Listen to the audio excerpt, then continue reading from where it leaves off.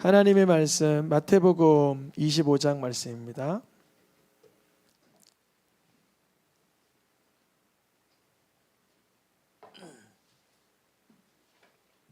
마태복음 25장 10절에서 13절까지 말씀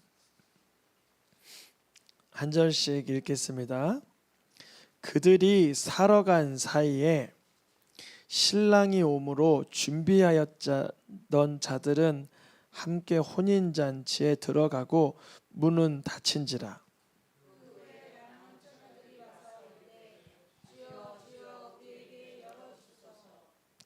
대답하여 이르되 진실로 너희에게 이르노니 내가 너희를 알지 못하노라 하였느니라.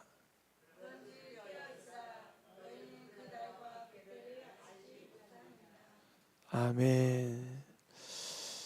오늘 깨어있으라 올해 표어이죠. 이제 내일이면 여기 부활절 배너가 떼지고 거기에 그 깨어있으라 표어 배너가 이렇게 붙을 예정이에요.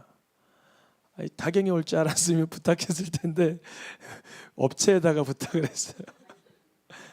알았으면 부탁을 하는데 깨어있으라 지금 표어 우리가 받았습니다. 그래서 우리가 그동안 무엇으로 깨어있으라 말씀을 받았냐면 감사로 깨어있으라.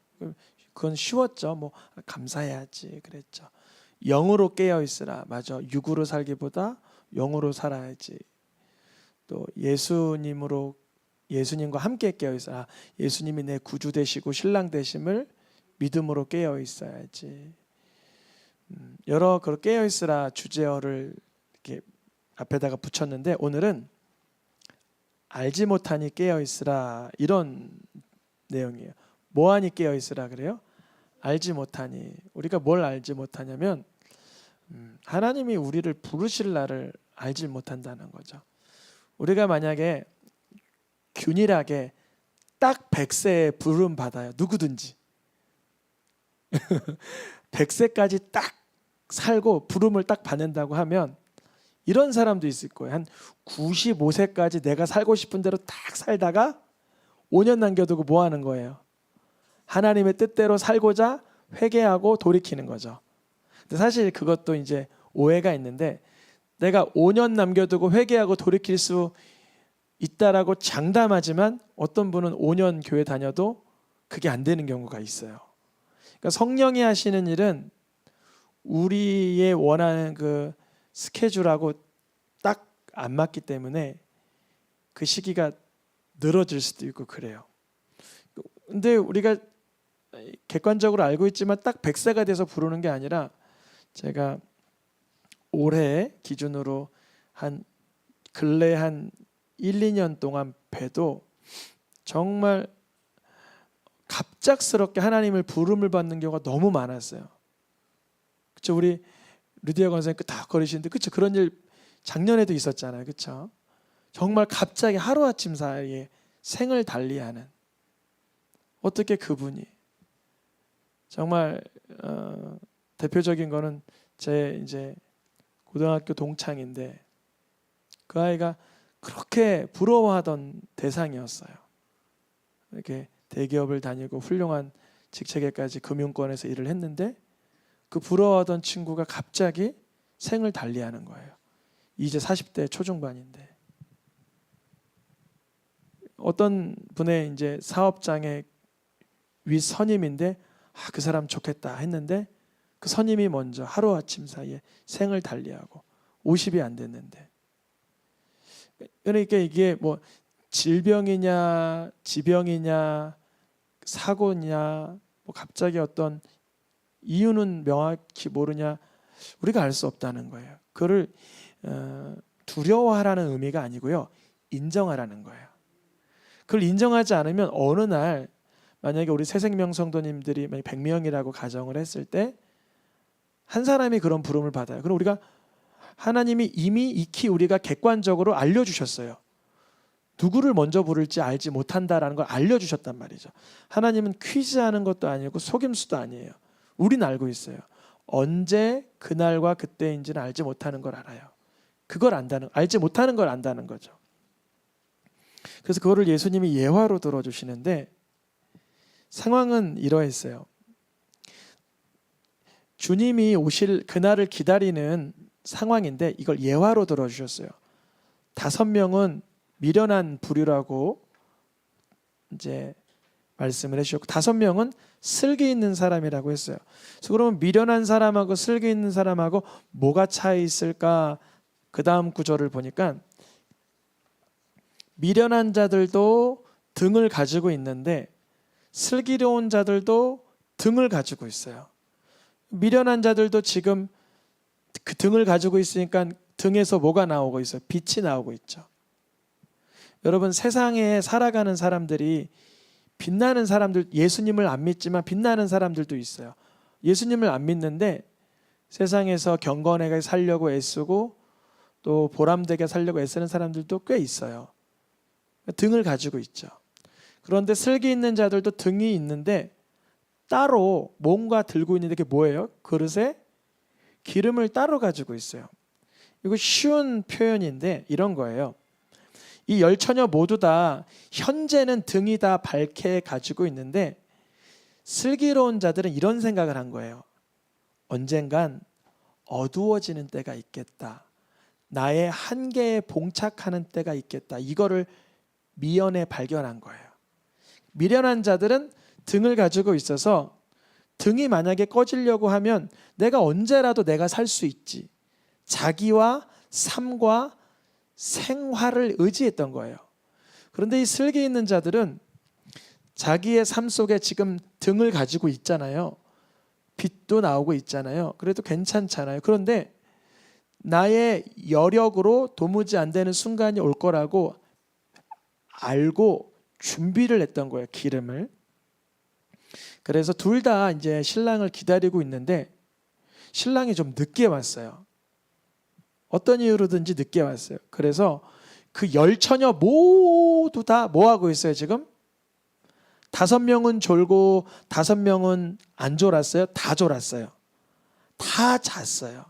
슬기로운 처녀도 미련한 처녀도 도무지 기다릴 수가 없어서 졸며 잤어요. 지금까지 공통점은 둘 다 등을 들고 있고 둘 다 등을 들고 있다가 잤다는 거예요. 그런데 슬기로운 처녀만 따로 뭔가 준비했어요. 그 염두에 두시고 계속 진행해 볼게요. 보라 신랑이로다 맞으러 나오라 했더니만 10명 다 모두 다 뭐부터 준비해요? 등을 준비하는 거예요. 등은 뭐를 뜻하냐면 빛을 낼 수 있는 도구죠. 그렇죠? 빛을 낼 수 있는 도구. 근데 미련한 자들이 보니까 자기 등불이 꺼져가는 걸 발견한 거예요. 자기 등불이 꺼져가니까 이게 한밤중에 왔다 그랬잖아요. 신랑이.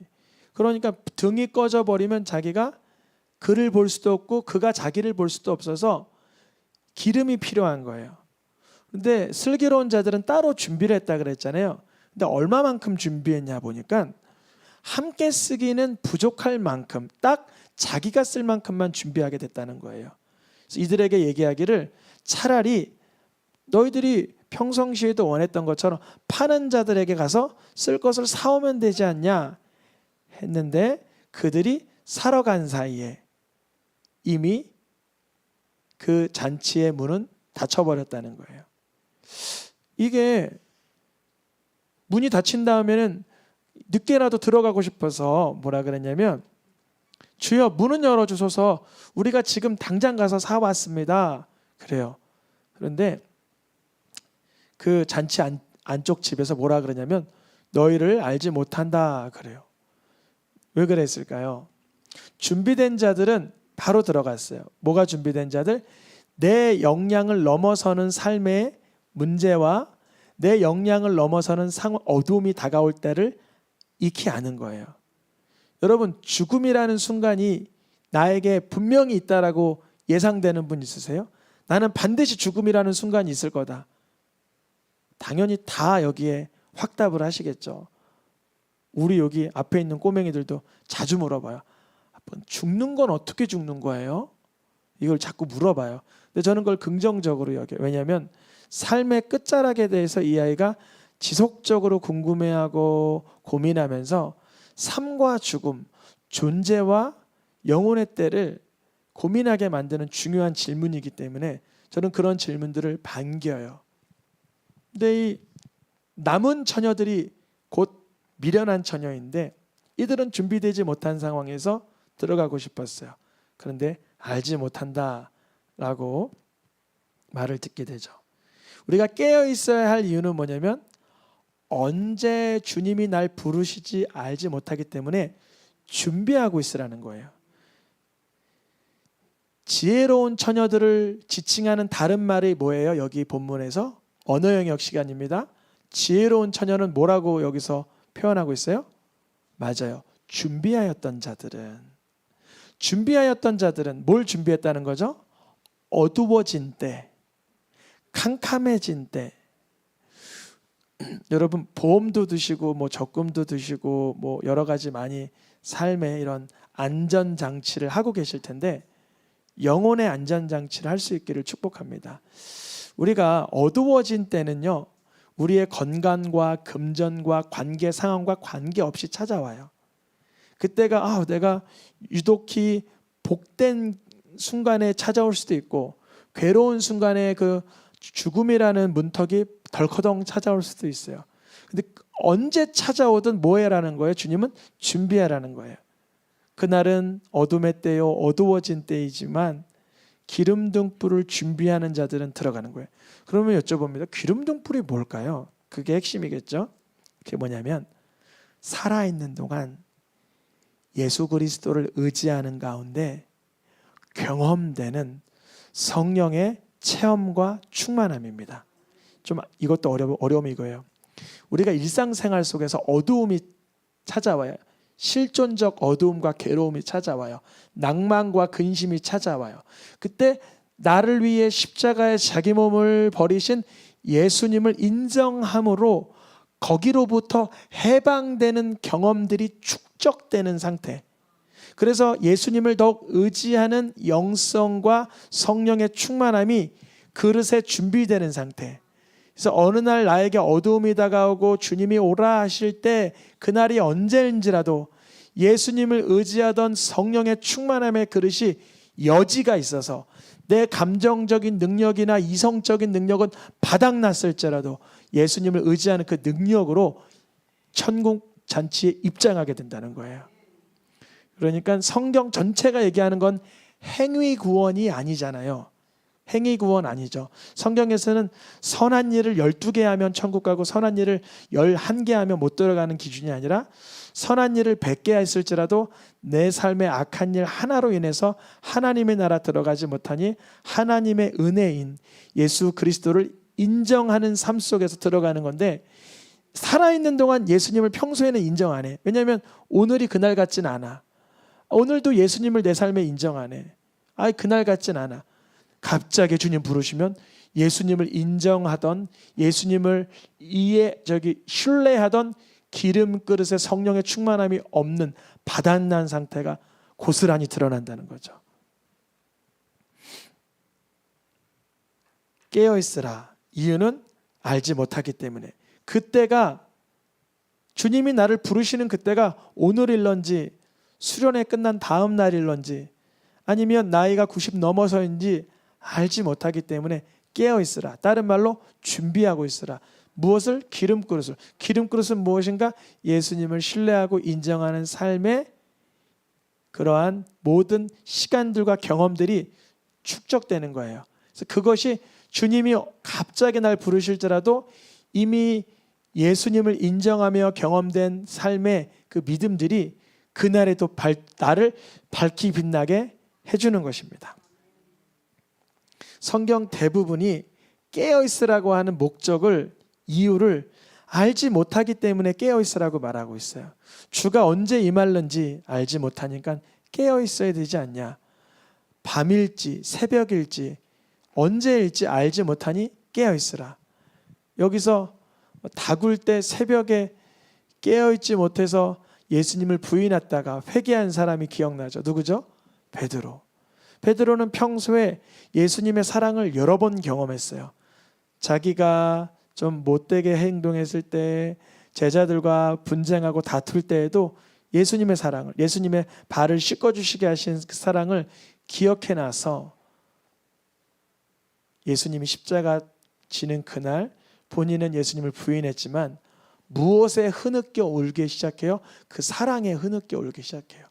가룟 유다는 자기 자존심 때문에 흐느껴 울어요. 엄청난 차이죠.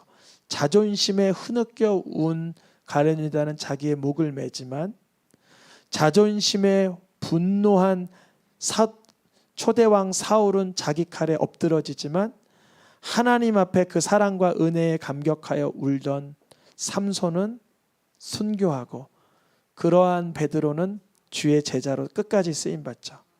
깨어있으라. 예수님과의 친밀함의 영적 교류가 준비되어야 되는 것입니다. 이 땅에 살아가는 동안 우리에게 알지 못하는 일들이 너무 많아요. 정말 내가 밝힐 수 없는, 내가 파악할 수 없는 일들이 참 많아요. 근데 그런 것에 대해서 신명기에 하나님은 뭐라 그러시냐면, 세상에 감추어진 일, 비밀한 일, 그런 것들은 어디에게 속했다고요? 하나님께 속하였다. 우리가 이 세상 살아갈 때 모든 걸 다 내 능력과 지식으로 헤아려 알 수가 없어요. 그런데 우리에게 선명하게 주신 게 있어요. 그게 뭐냐면 하나님의 말씀이에요. 우리가 살아있는 동안 슬기로운 처녀들처럼 하나님의 말씀대로 살고 예수님을 의지하며 그분의 뜻을 따르고 그 성령의 체험을 하는 가운데 감추어진 하나님께 속한 그 비밀한 일들을 조금씩 맛보게 하시는 거예요. 이 세상 살아가면서 감추어진 일은 하나님께 속했다. 그래서 우리가 다 할 수 없다는 것은 솔로몬도 깨달았어요. 하나님이 하시는 시작과 끝을 우리가 다 체크할 수 없다는 거예요. 아니 왜 이런 일이 생겼을까? 왜 저기 러시아에서는, 왜 저기 어느 나라에서는 왜 저기 저런 교통사고가 날까? 어떤 저런 그런 끔찍한 일이 일어날까? 이 모든 세상 만사를 우리가 다 그 이유와 근원을 다 이렇게 드러낼 수는 없지만, 하나님께서 하시는 일은 알 수가 없지만 우리의 마음에 어떤 마음이냐면 영원한 삶을 사모하는 마음을 우리 인격에 주셨다는 거죠. 우리가 살아가는 동안 그래서 그 영원한 것을 어떻게 경험할 수 있는가? 예수님의 이름을 우리에게 주셨으니 그분의 이름을 부르며 어둠과 사망이 나에게 공격하고 나를 잠식하는 그 순간에도 주님의 이름을 부르며 생명을 경험할 때, 아 이게 하늘로부터 경험한 생명이구나를 실제적으로 맛보게 하세요. 이렇게 아까 겸사겸사 이렇게 여기 밑에 자동차 파는 데 있잖아요. 그래서 이렇게 좀 대화하다가 늘 이렇게 복음을 전하려고 대화하는 어떤 직원분이 계셔서, 목사님 그러더라고요. 그래서 예, 이렇게 애들 어떻게 잘 지내요? 하면서 이렇게 대화 나누는데 새로 오신 직원이 있는 거예요. 그래서 이제 대화 나누던 기존에 알던 직원은 나가고 새로운 직원이 어떻게 오셨어요? 그래서 제가 위에서 왔어요. 그래서 아까 제가 누구라고 들었죠? 목사님. 근데 어디서 오셨어요? 그러니까 제가 뭐라 그랬어요? 위에서요? 그러니까 새로운 직원이 여기가 위에 교회 있는 걸 모르고 위에서 왔다니까 내가 좀 이상하게 들린 것 같아요. 느낌이. 무슨 말인지 아시겠어요? 기존에 알던 직원은 교회가 위에 있는 거 아니까 대화 나누면서 목사님 그렇게 대화 나누는데, 옆에 있던 직원이 그 직원 나가고 어디서 오셨어요? 어떻게 오셨어요? 그래서 나는 그냥 편하게 잠깐 내려왔다는 의미로 위에서 왔어요. 그래서 위에서요? 그래서 위에 교회가 있다고 그런 이야기를 나눴어요. 이게 왜 제가 이런 얘기를 했냐면, 그분에게 복음을 전하고 어떠한 기회를 틈타서라도 교회에 올 수 있도록 복음을 전하는데, 또 기존에 알고 있던 그 직원의 딸이 5학년이더라고요. 그래서 우리 교회 5학년 아이가 몇 명 나온다. 남자아이도 있고 여자아이도 있고 뭐 그런데 이렇게 하면서, 우리가 사람이 뭐 대화하는 속에서도 서로 뭐 오해도 생기고 순간 이해가 잘 안 되는 말도 있는데 하나님의 하시는 일은 뭐 더 우리 다 깨달을 수가 없죠.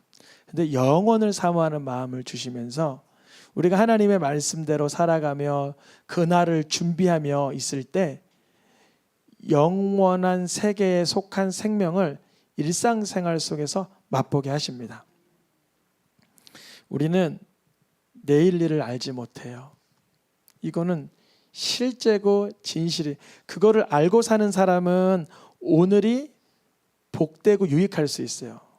근데 그거를 알지 못하고 사는 삶에서도 뭐 물론 행복하고 그럴 수는 있지만 영혼에 관한 부분에선 준비되지 않고 있는 거죠. 오늘의 마지막 말씀입니다. 분홍 글씨만 읽고 마치겠습니다. 내일 일을 너희가 알지 못하는도다. 어느 때에 내게 이를는지 내가 알지 못하리라. 성경에 우리가의 유한한 인생에 관하여 하나님은 우리 스스로 언제까지인지는 알지 못하게 베일에 감춰두셨어요. 근데 그게 하나님의 우리를 향한 오히려 배려예요.